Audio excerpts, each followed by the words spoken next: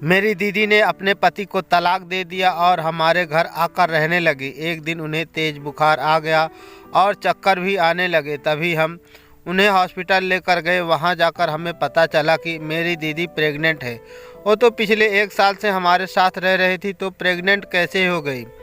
यही राज जानने के लिए मैं एक दिन उनके कमरे में छिप कर बैठ गया।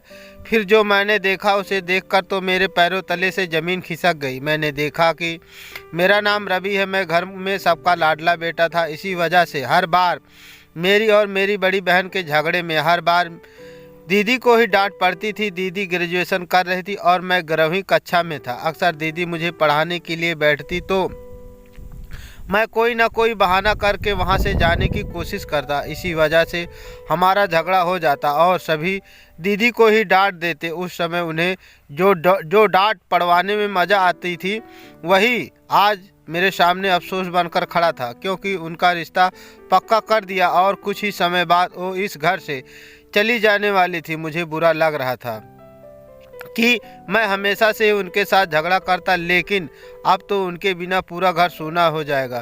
खैर, उस समय मैं बच्चा था और मुझे इतनी समझ भी नहीं थी कि क्या सही है और क्या गलत है। दिन कब निकल गए कुछ पता ही नहीं चला और कल मेरी दीदी की शादी थी। पूरे घर में तैयारियों जोरों शोरों से चल रही थी। सभी अपने अपने काम में व्यस्त थे। आखिर शादी का दिन आ ही गया। बारात भी आ चुकी थी। सभी लोग दूल्हे की बड़ी तारीफ कर रहे थे कि कितना सुंदर दूल्हा आया है। मैं भी खुश था कि मेरी बहन एक सुंदर लड़की थी और उसे सुंदर ही जीवन साथी मिल रहा है। लेकिन मेरे मन में एक बात और भी थी, जो सभी भाइयों के मन में होती है, कि सुंदरता उतना मायने नहीं रखती जितना अच्छा व्यवहार मायने रखता है। मेरी बहन बहुत सीधी और सरल स्वभाव की थी, इसीलिए यही उपेक्षा मैं अपने जीजू से कर रहा था कि वो मेरी दीदी को कभी भी दुखी नहीं करेंगे। तभी पापा आकर मुझे इस सोच से बाहर निकालते हुए कहते हैं कि रवि, यहीं खड़े रहोगे क्या? अरे भाई, बारात आ चुकी है, बारातियों का वेलकम करो जाकर। मैं बारात की तरफ गया और सभी बारातियों का हाथ जोड़कर स्वागत किया। सभी लोग बहुत खुश थे और इसी खुशी के साथ साथ मेरी दीदी की बड़ी धूमधाम से शादी संपन्न हुई। अब विदाई की घड़ी आ चुकी थी। सबके चेहरे उतरे हुए थे। आखिर हो भी क्यों ना, जब घर से बेटी विदा होती है तो हर किसी को रोना आता है। मेरे सामने तो हमारा पूरा बचपन आ खड़ा था।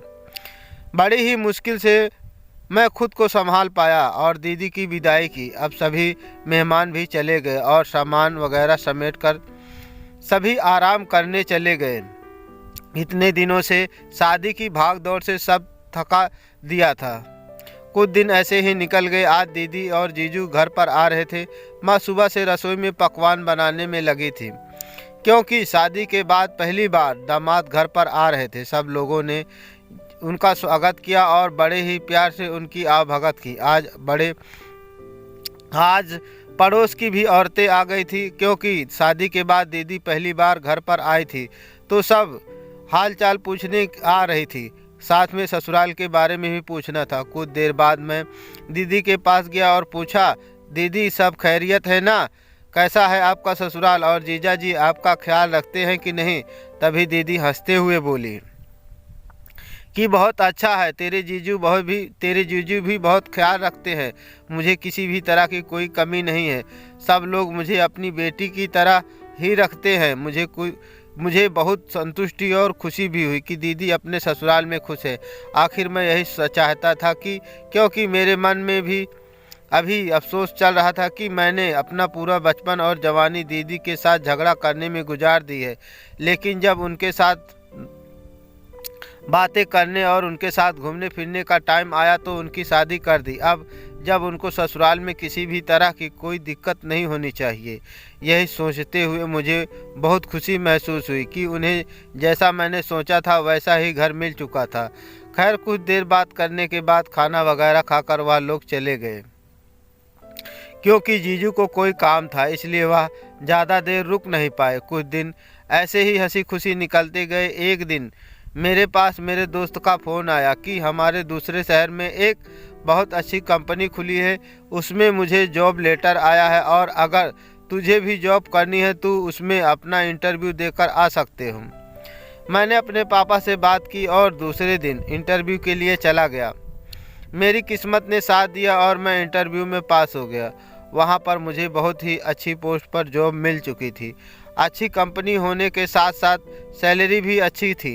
मैंने दिन रात मेहनत करने लगा और कंपनी में अच्छे पैसे कमाने लगा। मुझे कमाते देख पापा और माँ दोनों ही बहुत खुश थे।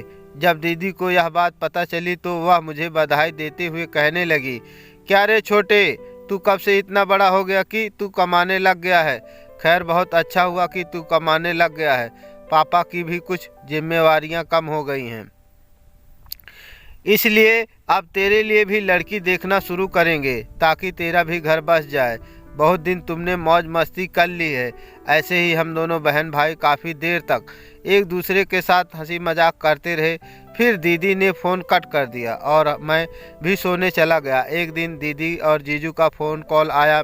उन्होंने मुझसे बात नहीं करते हुए माँ और पापा से बात करवाने के लिए बोला।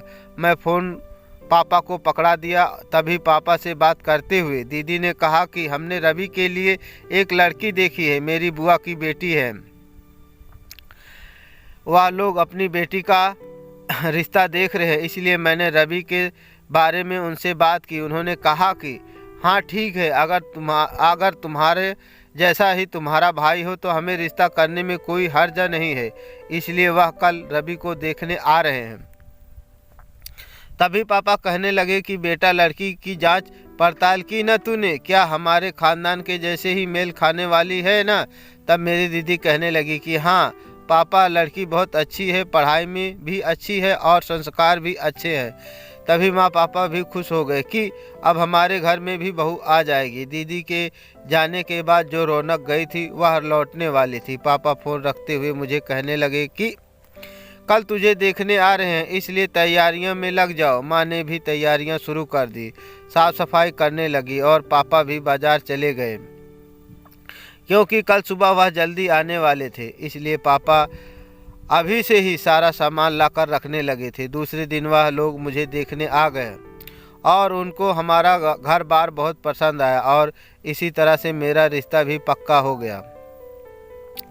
लड़की का नाम नेहा था। मैं और नेहा एक दूसरे से बात करने लगे। अब मुझे भी स्नेहा भाने लगी और स्नेहा को भी मुझसे प्यार हो गया। ऐसे ही दिन निकलते गए और शादी की तारीख पक्की हुई और मेरी और स्नेहा की शादी हो गई। हम लोग राजी खुशी अपनी ज़िंदगी गुजार रहे थे। तभी एक दिन हम सब बैठे चाय पी रहे थे। तभी हमारे घर के दरवाजे की घंटी बजी। दरवाज़ा खोला तो देखा कि सामने दीदी खड़ी थी। हम लोग चौंक गए कि दीदी अकेली यहाँ कैसे? वो आज तक कभी अकेली नहीं आई थी, हमेशा से ही जीजू को अपने साथ लेकर आई थी। हम लोग को थोड़ी घबराहट सी जैसी हो गई। फिर पापा उन्हें अंदर लेकर आए और पूछा कि क्या हुआ बेटी, तुम इस समय अकेली कैसे? पहले फ़ोन भी नहीं किया कि तुम आने वाली हो। सब खैरियत है ना? तभी दीदी की आंखों में आंसू बहने लगे और वह कहने लगी कि पापा, मुझे वहाँ नहीं रहना। अब तो हम लोगों के जैसे होश ही उड़ गए थे, क्योंकि जब घर की बेटी इस तरह की बातें करे तो कौन खुश होता है। मैं भी घबरा गया। तभी पापा ने कहा कि क्या हुआ बेटी, तुम ऐसा क्यों बोल रही हो? तभी दीदी कहने लगी कि वह लोग बिल्कुल अच्छे नहीं हैं, मेरे साथ बहुत गंदा बर्ताव करते हैं। फिर मैंने दीदी की बात काटते हुए कहा कि आप तो पहले बोल रही थी कि वह लोग बहुत अच्छे हैं, जीजू आपका बहुत ख्याल रखते हैं, तो फिर अभी ऐसे कैसे हो गया? तभी दीदी कहने लगी कि उस टाइम सब अच्छा था, लेकिन अभी कुछ अच्छा नहीं है। तेरी जीजू भी मेरे साथ बिल्कुल अच्छा व्यवहार नहीं करते। मेरे सास ससुर तो मुझे देखते ही जल जाते हैं। आखिर मैं क्या करूं? इसलिए मैं थक हार कर यहाँ पर आ गई। माँ जल्दी से रसोई में गई और उन्हें पानी पिलाया। तभी स्नेहा भी दीदी के पास बैठकर कहा कि ऐसा कैसे हो सकता है दीदी, ज़रूर आपको कुछ गलतफहमी हुई होगी। मेरे मामा मामी तो बहुत अच्छे हैं, वह ऐसा कैसे कर सकते हैं? तभी मेरी दीदी बोली कि जो लोग ऊपर से जैसे दिखाई देते हैं वैसे अक्सर अंदर से नहीं होते हैं। अगर तुमको विश्वास नहीं हो रहा है तो तुम उनको फ़ोन करके पूछ सकती हो। और भला अपना घर उजाड़ कौन सकता है? गुजार कौन सकता है। बहुत कोशिश की थी कि मैं वहाँ पर जैसे तैसे अपना घर बसाऊं, लेकिन जब पानी सिर से ऊपर निकल गया तो मुझे आना ही पड़ा। अब तो हम सब लोग मायूस हो चुके थे कि अच्छी खासी हमारी ज़िंदगी थी और कैसा तूफान आ गया। खैर कुछ देर बाद पापा ने दीदी को शांत कराया और मेरे जीजू के पास फ़ोन किया और कहा कि क्या बात हो गई दामाद जी, हमारी बेटी से कोई गलती हो गई है क्या। तभी उन्होंने कहा कि जी नहीं, वह सब आप अपनी बेटी से ही पूछ लीजिए। और उन्होंने फ़ोन कट कर दिया। अब तो हम लोग और भी परेशान हो गए कि कहीं कोई और बड़ी बात तो ना हो गई हो जिसका कोई सलूशन ही ना निकले।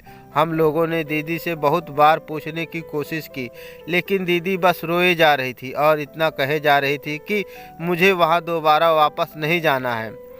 मुझे तो अब दीदी की टेंशन के साथ साथ स्नेहा की भी फिक्र होने लगी थी, क्योंकि वह दीदी के ससुराल वालों के लिंक से ही थी। मुझे पूरा डर लग रहा था कि कहीं वह स्नेहा को भी वह लोग यहाँ से लेकर ना चले जाएं। मैंने स्नेहा को अपने कमरे में बुलाया और कहा कि स्नेहा, ज़रा तुम अपने माता पिता से बात करो और उनसे पूछो कि क्या बात हुई है जिससे दीदी इतनी परेशान होकर यहाँ आ गई हैं। अगर दीदी की गलती हुई हो तो हम दीदी को समझाएंगे। फिर स्नेहा ने अपने माता पिता को कॉल किया। उनके माता पिता ने कहा कि पता नहीं इन लोगों की क्या बात हो गई है, हम लोग तो बिल्कुल वाकिफ़ नहीं हैं।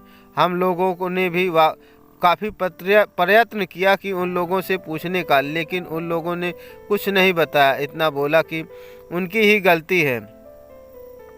अब तो हम लोगों के ऊपर बहुत बड़ा दुखों का पहाड़ टूट पड़ा था। खैर हम लोगों ने दीदी को घर पर ही रहने दिया और दीदी के ससुराल से भी ना कोई फ़ोन आया ना कोई मैसेज आया। जीजू का भी कोई फ़ोन कॉल नहीं आया। उन्होंने भी शायद दीदी से सारा रिश्ता मोड़ तोड़ लिया था। अब बात तलाक तक आ पहुंची थी। एक दिन सब लोग बैठे थे तो दीदी ने पापा से कहा कि मुझे तलाक चाहिए। सब लोग को एकदम से भौचक्का सा लगा कि तलाक, इतनी छोटी छोटी लड़ाई पर कौन तलाक लेता है। अगर कोई बात हो गई हो तो पहले बैठकर समझ जाए। अगर फिर भी ना बात बने तो तलाक तक बात जाती है। पापा कहने लगे कि मैं खुद जाऊंगा तुम्हारे ससुराल और तुम्हारे सास ससुर से बात करूंगा। उन लोगों से पूछूंगा कि आखिर यह मसला क्या है, आप लोग इतनी जल्दी इतना बड़ा फैसला क्यों ले रहे हैं। तभी मेरी दीदी कहने लगी कि उन लोगों का नहीं, यह फैसला मेरा और अनिल का है। खैर दीदी को हमने बहुत समझाने की कोशिश की कि आप अपना घर बर्बाद मत कीजिए। तभी कुछ देर बाद वकील को लेकर जीजू भी आ गए और दोनों ने तलाक के कागजात पर साइन कर दिया। हम लोगों को बहुत दुख हुआ कि बसा बसाया घर उजड़ चुका था। आज किसी ने घर पर खाना नहीं खाया, क्योंकि इतनी बड़ी परेशानी जो हो गई थी। तभी दीदी ने सब लोगों से कहा कि आप लोग मेरी वजह से दुखी मत हो। मैं उस घर में खुश नहीं थी। मैंने बहुत प्रयत्न किया लेकिन कोई बात नहीं बनी तो मैंने तलाक दे दिया। क्या आप लोग नहीं चाहते कि मैं आपकी बेटी खुशी से रहे। तभी माँ ने दीदी के सिर पर हाथ फेरते हुए कहा कि बेटा, हमने तो हमेशा से ही तुम्हारी खुशी चाही थी। अगर तुम्हें लगता है कि तुम उनके साथ खुश नहीं हो तो यह तुम्हारा फैसला है। खैर हम लोगों ने भी यह स्वीकार कर लिया। अब तो हम पहले जैसे रहने लगे थे। खैर दुख तो होता है कि दीदी घर पर बैठी है, लेकिन फिर आखिर करते भी क्या। पापा ने भी बोल दिया कि कुछ साल तक रुक जाते हैं, उसके बाद दीदी की दूसरी शादी कर देंगे। लेकिन इसी बीच एक खुशी की बात यह थी कि स्नेहा के परिवार वालों ने कोई मसला नहीं किया। उन लोगों ने स्नेहा को ले जाने की बात नहीं की। खैर जैसे तैसे काफ़ी दिन निकल गए। अब दीदी का तलाक हुए 1 साल पूरा हो चुका था। 2 दिन बाद हम लोग बैठे चाय पी रहे थे, तभी दीदी अपना उतरा हुआ मुँह लेकर वहाँ आई। हम लोगों ने पूछा कि क्या हुआ दीदी, सब खैरियत है ना। तभी दीदी ने कहा कि सब कुछ ठीक है, कुछ नहीं हुआ है। लेकिन फिर जैसे ही स्नेहा ने दीदी का हाथ लगाकर देखा तो कहा कि दीदी को बहुत तेज़ बुखार आ रहा है। हम लोग घबरा गए। हमने कहा चलो हम डॉक्टर को दिखाते हैं। तभी दीदी ने कहा नहीं, डॉक्टर को नहीं दिखाने की ज़रूरत है, कोई बात नहीं है, मैं ठीक हूँ। दीदी ने कहा कुछ दवाई ले ली थी लेकिन उससे कोई फ़ायदा नहीं हुआ। दीदी को चक्कर आने शुरू हो गए थे। हम लोग दीदी को लेकर हॉस्पिटल गए, वहां जाकर रिपोर्ट वगैरह करवाई। लेकिन जब रिपोर्ट आई तो हम लोगों के पैरों तले से ज़मीन निकल गई। रिपोर्ट में लिखा था कि दीदी प्रेग्नेंट थी। दीदी को तलाक हुए 1 साल हो चुका था। 1 साल में वह हमारे घर में रह रही थी, तो फिर यह प्रेग्नेंट कैसे हो गई? अब सब लोगों को बहुत अचंभा हुआ।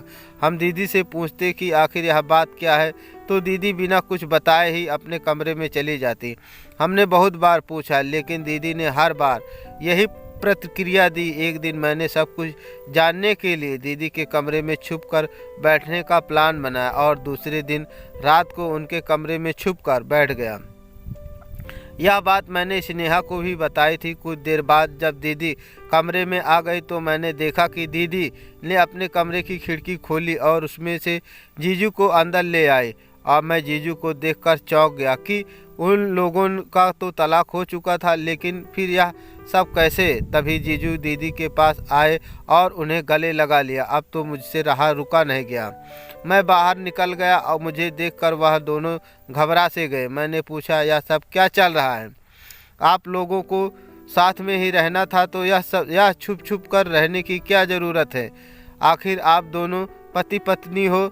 तभी दीदी ने कहा कि हम तुम्हें सारी बात बताएंगे, पहले तुम शांत हो। फिर मैंने सब लोगों को इकट्ठा कर लिया। वहाँ पर सब लोग आ गए। वैसे माँ पापा भी दीदी से नाराज़ थे क्योंकि उन लोगों को जब से दीदी के प्रेग्नेंट होने की खबर का पता चली थी तब से दीदी के साथ उन्होंने बातचीत करनी बंद कर रखी थी, क्योंकि उन लोगों को तो ऐसे ही लगता था कि दीदी ने ही कुछ गलत किया है, इसी वजह से प्रेग्नेंट हुई हैं। अब वह दीदी से नफरत करने लगे थे। लेकिन जब वो कमरे में आए और जीजू को वहाँ देखा तो कहा कि यह आदमी यहाँ पर क्या कर रहा है? तभी दीदी की आंखों में आंसू आ गए। दीदी कहने लगी कि दरअसल में मेरे सास ससुर मेरे को बहुत तंग करते थे, इसमें अनिल का कोई कसूर नहीं था। आखिर वह करते भी तो क्या करते। इसलिए हम लोगों ने प्लान बनाया कि हम तलाक का नाटक करते हैं जिसकी वजह से मेरे सास ससुर को मेरी कमी महसूस हो और वो सुधर जाए। हम लोग प्लान के मुताबिक ही करने लगे और अनिल रोज़ मुझसे मिलने रात को आते थे। तभी पापा ने कहा कि यह बात तुम हम लोगों को भी बता सकती थी, हम लोग को क्यों नहीं बताया? तभी दीदी कहने लगी कि अगर मैं आप लोगों को बता देती तो किसी न किसी तरह से बात उन तक पहुंच जाती। मैं नहीं चाहती थी कि हमारे इस प्लानिंग पर पानी फिर जाए। हम लोगों ने उन्हें सबक सिखाना चाहते थे, उनको एहसास दिलाना चाहते थे कि एक बहू को ऐसे तंग करना क्या होता है। जब उन लोगों को मेरी कमी महसूस होगी तो वह तुरंत सुधर जाएंगे। दीदी कहने लगी कि अनिल ना मेरी तरफदारी कर सकते थे और ना मेरे ससुर जी की, इसलिए इस नाटक के द्वारा सब सही करने का सोचा। हम लोगों को सब कुछ समझ में आ चुका था। माँ पापा को भी एहसास हो गया था कि वह दीदी को गलत समझ रहे थे और मेरी भी सारी गलतफहमी दूर हो गई थी। हम सब लोगों को यह जानकर बहुत खुशी हुई कि दीदी का घर टूटा नहीं था। तो दोस्तों वीडियो को लाइक करें, चैनल को सब्सक्राइब करें और हाँ, इसी तरह वीडियो पाने के लिए नोटिफिकेशन बेल को जरूर दबाएं। Thanks for watching my story video.